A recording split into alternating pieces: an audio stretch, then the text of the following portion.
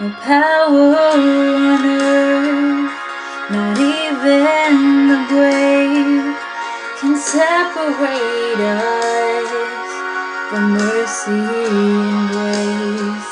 He is faithful to save, His blood never fails. Calvary covers it all. Jesus Christ, having taken on our nature through incarnation, was crucified. The earth quaked, the veil of the temple was torn into two, and darkness came upon all the land. Jesus laid in the tomb. Holy Saturday, the whole earth keeps silence because the King is asleep. Mostly, today is a day of silence, sitting, and waiting. What exactly was Jesus doing? Just lying in the tomb? No, he is far from doing nothing. In fact, he is on a very important mission. Holy Saturday is when Jesus Christ descended into hell. What was he doing in hell? There, Jesus was busy rescuing people from death and sharing with them the victory of its resurrection. We recite in the Apostles' Creed that he descended into hell. The Catechism of the Catholic Church explains this. By the expression, he descended into hell, the Apostles' Creed confesses that Jesus really did die, and through his death for us, he conquered death and the devil, who has the power of death. In his human soul, united into his divine person, the dead Christ went down to the realm of the dead. He opened up heaven's gates for the just who had gone before him. Even in death, Jesus was at work. Death did not stop the mission of Jesus' redemption. On the contrary, death unleashed the final act of Jesus' redemption. Jesus destroying death not just for himself, but for all of humanity. Descending into hell is something beyond our intellect and understanding. Jesus' mission in hell is wonderfully depicted in an icon, the icon of harrowing of hell. The message of this icon was commonly proclaimed in the ancient and medieval period of Western Christianity by many church fathers like Tertullian, St. Augustine, St. Thomas Aquinas, and many others. Harrowing is an Old English word which means harvesting. Thus, we can also call this icon as the harvesting of souls in hell. Hell can be understood as Hades, the place where the souls of righteous remain until Christ freed them. While Christ's body was laid in the tomb, his soul descended into Hades to fight for the souls of the dead. In the icon, we see Christ triumphantly standing on the center. He is standing on the broken gate of hell. Hell is a dark pit at the bottom of the icon. In some icons, we can even see angels binding Satan in hell. He is surrounded by the uncreated light, which shines forth into the darkest regions of hell. His white robe flows upwards to show that he is descending. We can also see broken locks and keys used by Jesus to unlock the tomb of those souls living in hell. The locks and keys are scattered to show that the gates of Hades remain open for eternity. Death is personified by a figure bound and cast into the abyss, no longer has dominion over the mankind. Then we see Jesus pulling a figure up out of Hades. This is Adam. Christ grabs Adam by the wrist and pulls him up.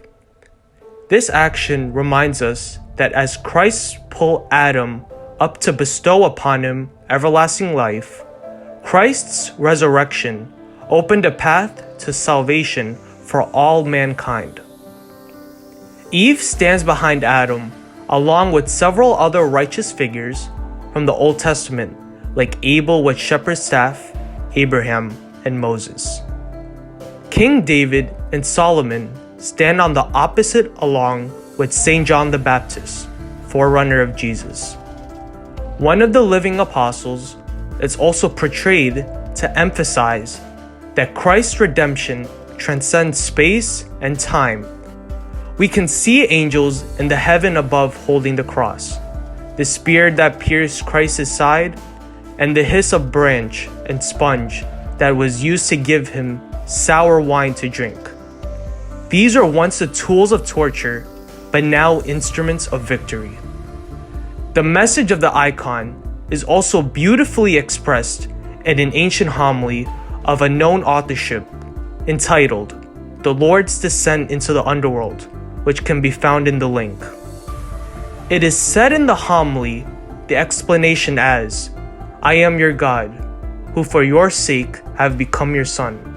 Out of love for you and for your descendants, I know by my own authority, command all who are held in bondage to come forth, all who are in darkness to be enlightened, and all who are sleeping to arise.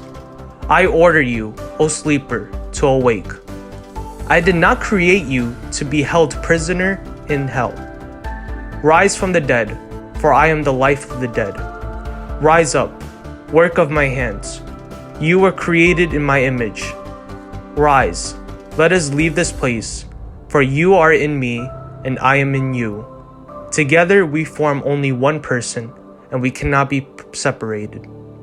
As we prepare for the great commemoration of the Lord's resurrection at Easter Vigil tonight, let us continue to prepare ourselves to rise up with Jesus.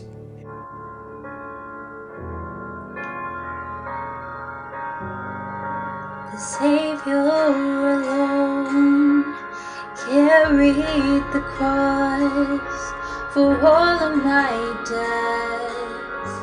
He paid the cost. Salvation complete. Now forever I'm free. Calvary covers it all. Calvary covers it all. My sin and shame don't count anymore. All praise to the one who has ransomed my soul. Calvary covers it all. No power on earth, not even the grave, can separate us from mercy and grace. He is faithful to save, His blood never fails. Calvary covers it all. Calvary covers it all. My sin and shame don't count anymore. All praise to the one who has ransomed my soul. Calvary covers it all.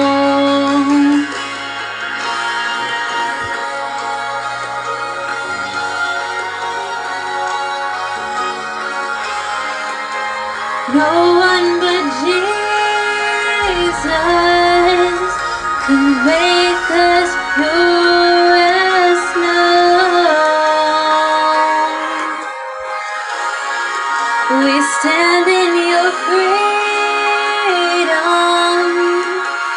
Calvary covers it all. Calvary covers it all. My